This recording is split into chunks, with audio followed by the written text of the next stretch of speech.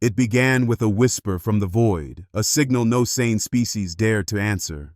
Planets burned, voices fell silent, and entire civilizations vanished beneath a shadow known only as the Devourers.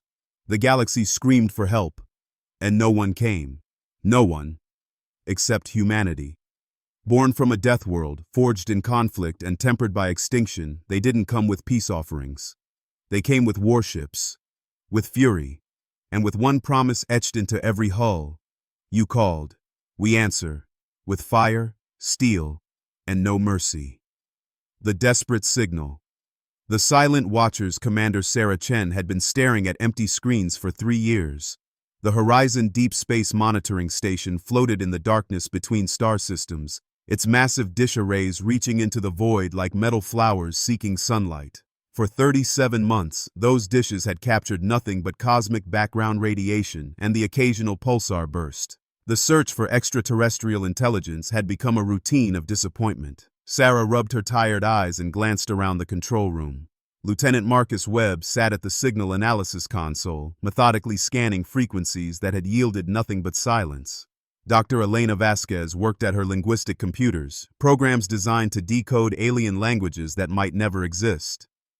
Technical Sergeant Jake Morrison monitored the station's defensive systems, weapons that protected them from space debris but had never faced a real threat. The morning shift rotation was almost complete when Webb suddenly straightened in his chair. His fingers flew across his keyboard as he adjusted signal filters and boosted receiver sensitivity. A sound filled the control room that made everyone freeze. It was not the random noise of space or the mechanical hum of their equipment. It was organized, purposeful, and definitely not human. Sarah moved quickly to Webb's station. The signal was weak and fragmented, cutting in and out like a radio transmission from a distant storm. Strange voices spoke in harmonious tones that rose and fell like music, but beneath the beauty lay something that made Sarah's blood run cold. Even without understanding the words, she could hear the terror in those alien voices. Dr. Vasquez activated her translation programs, feeding the alien sounds through linguistic analysis software designed for this exact moment. Her face grew pale as the computer began processing the signal. The first translated words appeared on the main display, and Sarah felt her hands begin to shake. The message of doom. The translation was broken and incomplete, but the meaning was crystal clear.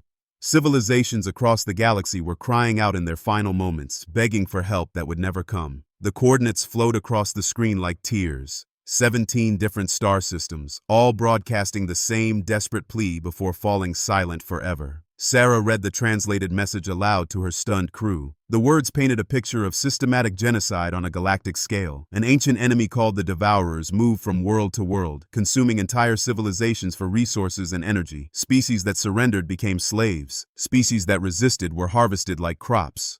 Webb reported that the signals were coming from over 15,000 light-years away.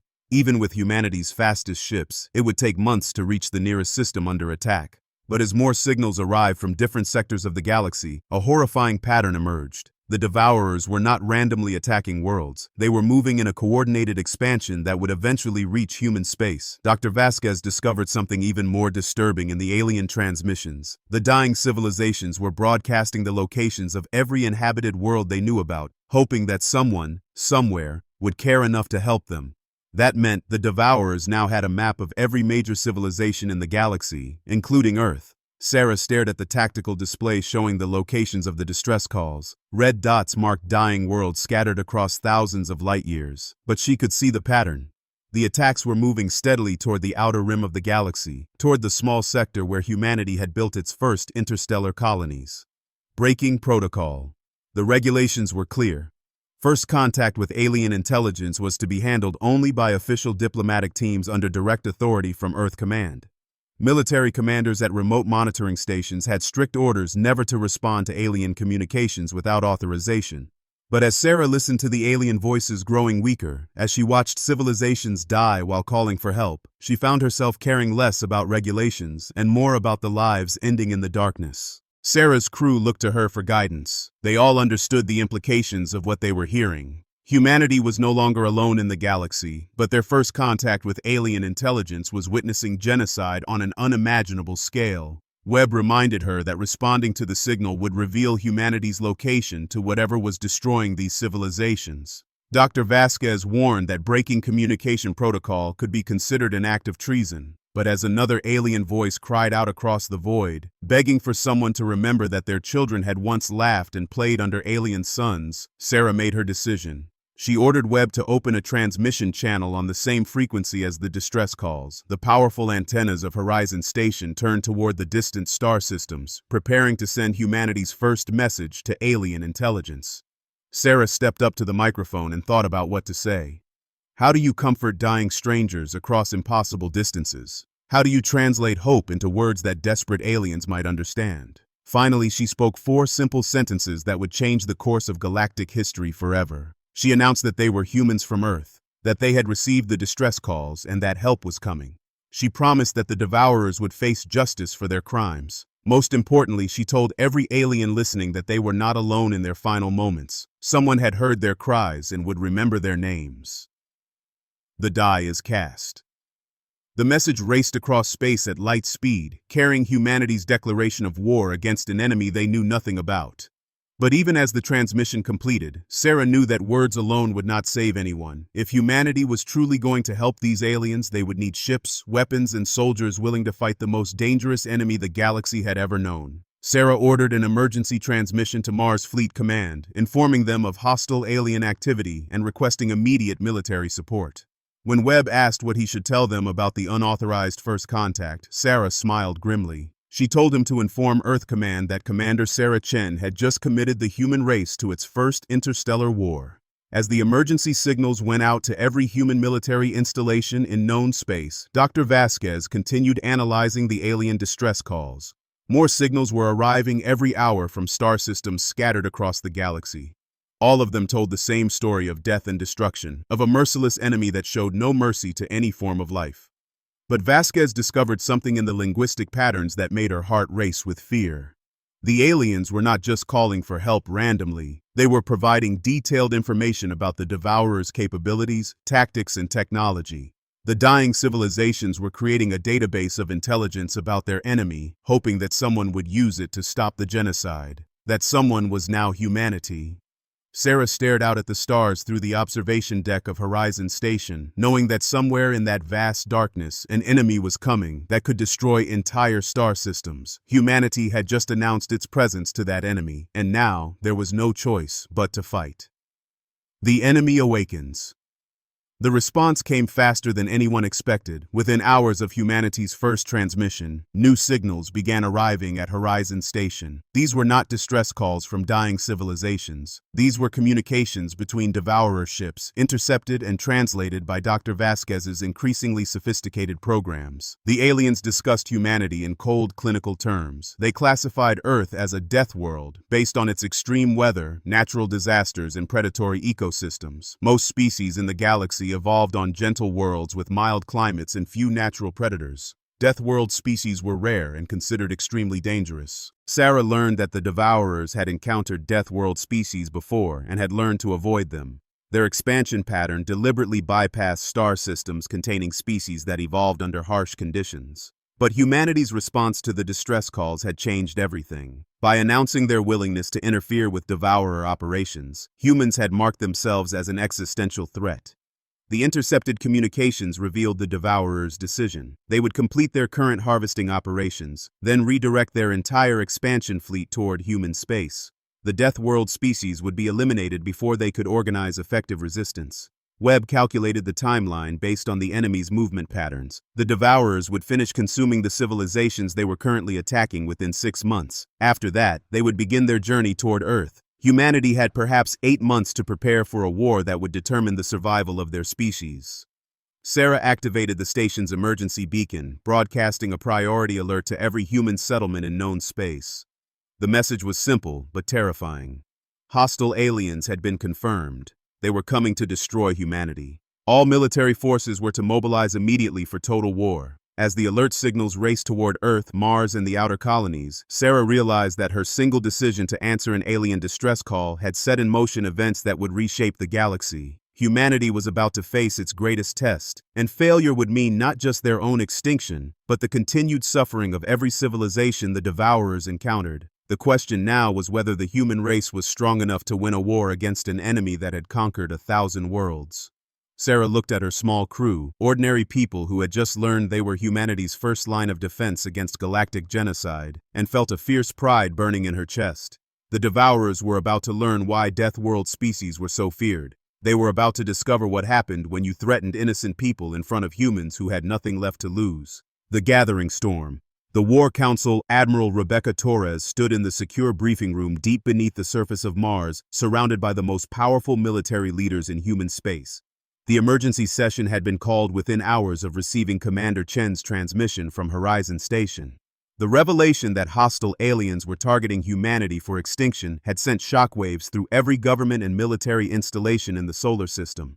General David Park commanded the Colonial Defense Forces, responsible for protecting humanity's outer settlements. Director Amanda Cross ran the Intelligence Division, tasked with gathering information about threats to human civilization. Captain Lisa Monroe led the Special Operations Command, elite soldiers trained for the most dangerous missions. But the person who worried Torres the most was Dr. Michael Sterling from the Classified Xenobiology Division. Sterling was pale and thin, with the haunted look of someone who spent his time studying nightmares. His division had been analyzing the intercepted communications from the Devourers, and his preliminary report painted a picture of an enemy unlike anything humanity had ever faced. Torres activated the holographic display at the center of the room. The three-dimensional map showed the local galactic region, with red markers indicating the locations where alien distress calls had been received. There were now over 40 confirmed attacks, creating a pattern of destruction that stretched across thousands of light years. Sterling began his briefing with clinical precision. The Devourers were an ancient species that had been expanding across the galaxy for over 2 millennia. Their technology was biomechanical, using living neural energy to power their ships and weapons. They literally fed on the electrical patterns of other intelligent species' brains to fuel their war machine. General Park leaned forward. The implications were staggering. They were facing an enemy that consumed entire civilizations, not just for territory or resources, but for food. Sterling confirmed Park's worst fears. The Devourers' expansion pattern showed they had harvested over 15,000 inhabited worlds in the last 1,000 years. Director Cross asked about the Devourers' military capabilities. Sterling activated new displays showing technical analysis of their bioships. The alien vessels were grown rather than built, their organic hulls capable of regenerating damage during battle. Their weapons used focused neural energy that could destroy both mechanical systems and living tissue simultaneously. The scope of war.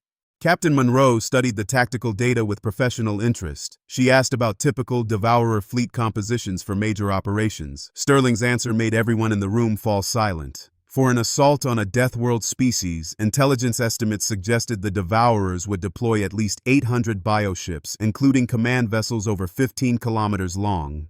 Torres felt her heart sink. The entire human defense fleet consisted of 300 ships, most of them much smaller than the enemy command vessels. In a traditional space battle, humanity would be outnumbered and completely outgunned. But Torres had not spent 25 years in the military without learning something about warfare. She asked Sterling about psychological profiles comparing humans to other galactic species. The xenobiologist consulted his research files and reported that standard studies suggested humans were unusually aggressive, adaptable, and persistent compared to most alien civilizations. Humans also displayed a unique tendency toward self-sacrifice for abstract concepts like honor or the protection of others. This was why Deathworld species were considered so dangerous by other galactic civilizations. Most intelligent species would surrender when facing overwhelming odds, accepting slavery or death rather than fighting a hopeless battle. Humans tended to become more dangerous when cornered, fighting with desperate creativity that often surprised their enemies. Torres walked to the galactic map and studied the pattern of Devourer attacks. The enemy moved slowly and methodically, taking years to fully consume each world they conquered. They were efficient and thorough, but not particularly fast. This gave humanity a window of opportunity if they could act quickly enough. General Park pointed out that deploying the entire human fleet would leave Earth and the colonies completely defenseless. Torres nodded, understanding the risk, but she also understood something else. If they waited for the Devourers to come to human space, they would be fighting them with Earth's cities burning in the background. If they took the fight to the enemy, they might disrupt the alien expansion before it reached human worlds. Allies in darkness. Dr. Cross had been analyzing the linguistic patterns in the alien distress calls and made a discovery that changed everything. Several of the transmissions were not final messages from dying civilizations. They were communications from survivors who had escaped the Devourers and were hiding in the outer regions of their star systems. Torres immediately ordered long-range communication attempts with these survivor groups. Within days, Horizon Station had established contact with refugee fleets from 12 different species. The aliens were suspicious at first, unable to believe that any civilization would willingly fight the Devourers. But when they learned that humans were mobilizing their entire fleet for war, the survivors began sharing crucial intelligence. The alien refugees revealed the Devourers' tactical patterns and weaknesses. The bioships required constant neural energy to function, drawing power from harvested populations through energy conduits. If those conduits were severed, the alien vessels would lose power within minutes. The survivors also provided detailed maps of Devourer fleet positions and movement schedules. But the most valuable intelligence came from a species called the Kethmori, survivors from a world that had resisted the Devourers for 3 years before finally falling. Their military commander, War Speaker Thane, had studied Devourer tactics extensively and identified their primary weakness. The Devourers had been so successful for so long that they had become predictable. They used the same battle formations, the same attack patterns, and the same psychological warfare techniques against every enemy they faced. Most species surrendered quickly when faced with overwhelming force, so the Devourers had never been forced to adapt their tactics. War Speaker Thane explained that humanity represented something the Devourers had never encountered before, a Deathworld species willing to fight for other civilizations. The aliens had no experience dealing with enemies who became more dangerous when threatened, who fought harder when facing impossible odds. The fleet assembles Torres authorized the mobilization of every combat-capable vessel in human space. Ships came from Earth's orbital defense platforms, Mars Fleet Command, the asteroid mining stations, and the outer colony worlds. Merchant vessels were converted to troop transports. Civilian freighters were armed with military-grade weapons. Even small courier ships were equipped with nuclear warheads for suicide runs against enemy command vessels. The assembly point was Titan Station, the massive shipyard orbiting Saturn. For weeks, ships arrived from across the solar system and beyond, creating the largest military armada in human history. Over 400 vessels of every size and configuration, from massive dreadnoughts to tiny fighter craft. Captain Elena Rodriguez commanded the assault carrier Retribution, its hangar bays filled with atmospheric fighters designed for planetary assault. Admiral James Wright led a squadron of heavy cruisers, their hulls reinforced for ramming attacks. Colonel Sarah Kim controlled the Marine Assault Forces, elite soldiers trained for boarding operations and close combat. But Torres knew that numbers alone would not be enough. The Devourers had more ships, better technology, and centuries of combat experience. Humanity's only advantage was the element of surprise and their willingness to use tactics that other civilizations considered barbaric. Torres implemented Protocol 7, humanity's total warfare doctrine. Instead of formal challenges and structured combat, human forces would attack from every direction simultaneously. They would target civilian infrastructure, supply lines, and command structures. They would show no mercy and take no prisoners. The Devourers would face the kind of brutal, chaotic warfare that only Deathworld species practiced. The alien survivors joined the human fleet, adding their knowledge and their desperate courage to the cause. Kethmori warriors served alongside human marines. Zephi pilots flew missions with human fighter squadrons. For the first time in galactic history, multiple species were uniting to fight the Devourers. The journey begins. The combined fleet departed Titan Station on a trajectory toward the Kepler 442 system, where the Devourers were currently harvesting the last survivors of the Ashani civilization. The journey would take 6 weeks at maximum hyperspace velocity, giving the fleet time to train and prepare for the most important battle in galactic history. During the voyage, human and alien crews worked together to develop new tactics and weapon systems. The Kethmori shared their knowledge of Devourer ship designs. The Zephi provided intelligence about enemy communication systems.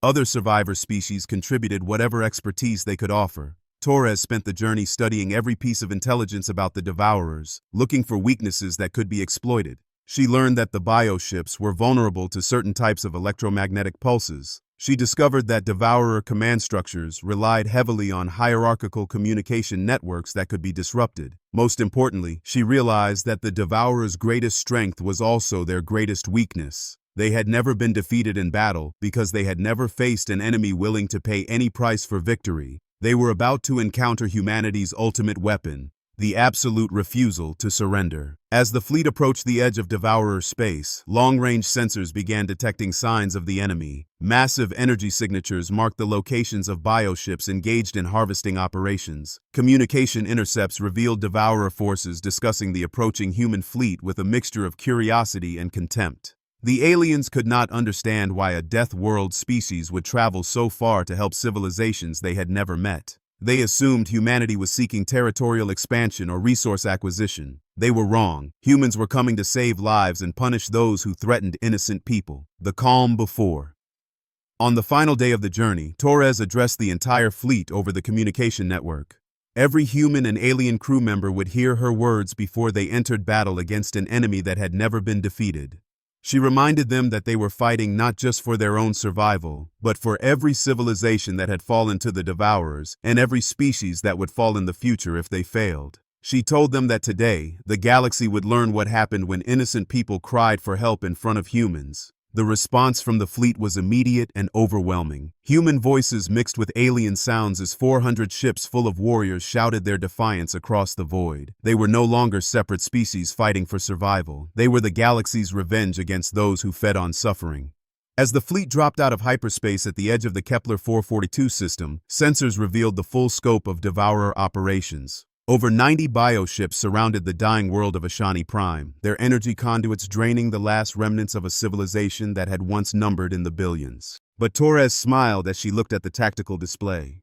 The Devourers had made a crucial mistake. They had concentrated their forces around a single planet, assuming no one would dare challenge them. They were about to learn why that assumption was wrong. The human fleet had arrived, and mercy was not part of their mission parameters.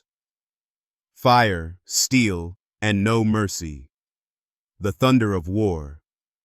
Admiral Rebecca Torres stood on the bridge of the dreadnought Vengeance as 400 human and alien ships materialized from hyperspace at the edge of the Kepler 442 system. The sight that greeted them would haunt her for the rest of her life. Ashani Prime, once a world of crystal cities and floating gardens, now hung in space like a dying ember. 93 Devourer bioships surrounded the planet like a swarm of mechanical parasites, their energy conduits slowly draining the last life from an entire civilization. The Devourer response was immediate. The massive bioships began moving away from their feeding positions, arranging themselves into a battle formation that had conquered 1,000 worlds. At the center of their fleet, a command vessel 15 kilometers long began transmitting on all frequencies. The voice that filled the human communication channels was ancient and utterly without emotion. It spoke in mechanical tones translated by the ship's computers from an alien language older than human civilization. The message was simple and terrifying in its casual certainty of victory. Torres listened to the Devourer overlord explain that her fleet consisted of primitive vessels crewed by Deathworld barbarians who could not possibly comprehend the futility of their situation. The alien promised that human crews would be harvested for neural energy, while their ships were stripped for useful materials. The Devourers had ended rebellions by 10,000 species, and humanity would be no different. Torres activated her own transmitter and responded with words that would echo across the galaxy for generations. She told the Devourer overlord that they had spent so long fighting civilized species that they had forgotten what war really looked like.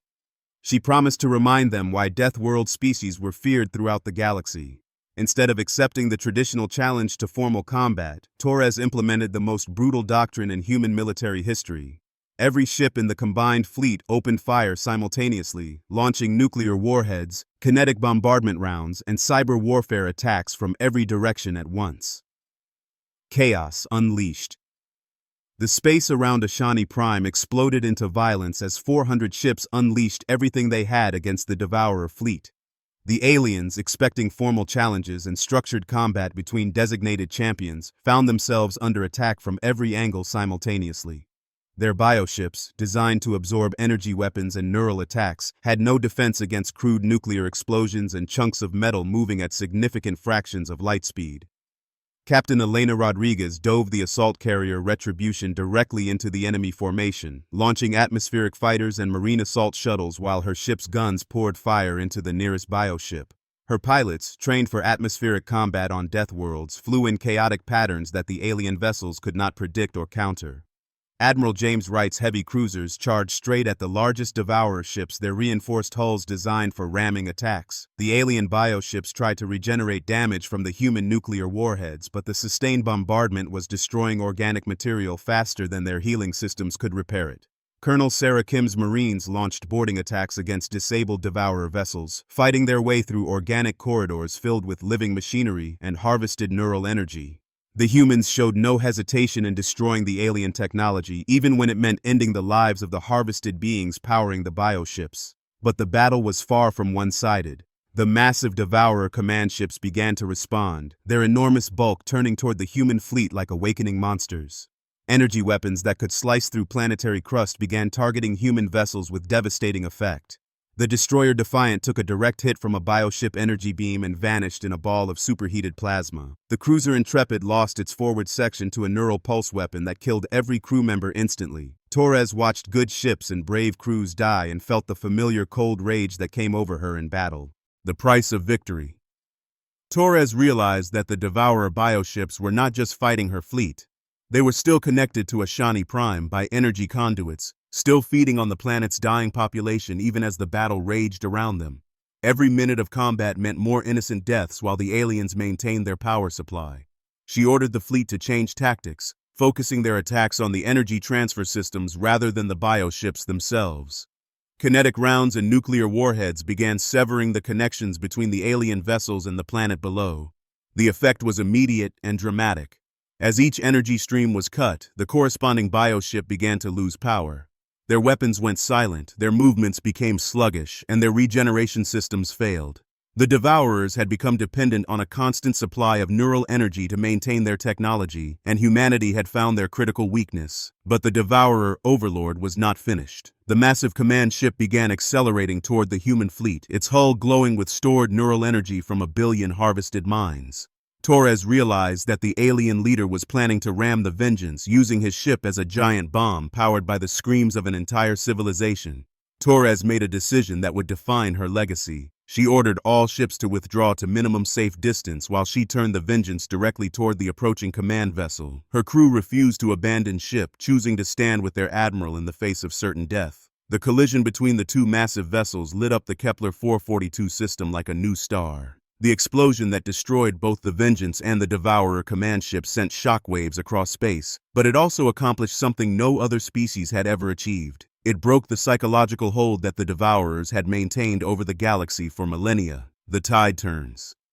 Captain Rodriguez, now the senior surviving officer, took command of the human fleet as the remaining Devourer ships began to retreat in confusion. For the first time in their ancient history, the Devourers had suffered a major defeat. Their perfect record of conquest had been shattered by Deathworld barbarians who refused to surrender even when facing impossible odds. The alien survivors who had joined the human fleet pressed their attack with newfound hope. Kethmori warriors boarded crippled bioships alongside human marines. Zephy pilots coordinated strikes with human fighter squadrons. Species that had cowered in fear of the Devourers for generations were finally fighting back. Dr. Cross, monitoring communications from the fleeing Devourer ships, reported that the aliens were broadcasting emergency signals across their entire empire.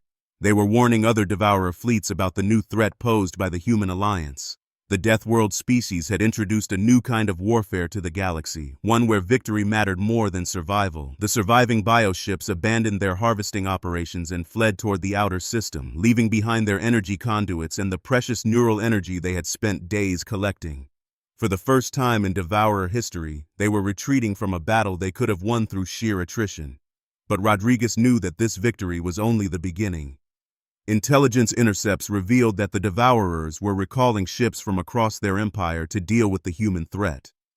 Hundreds of bioships were converging on human space, preparing for a war of extinction that would determine the future of galactic civilization.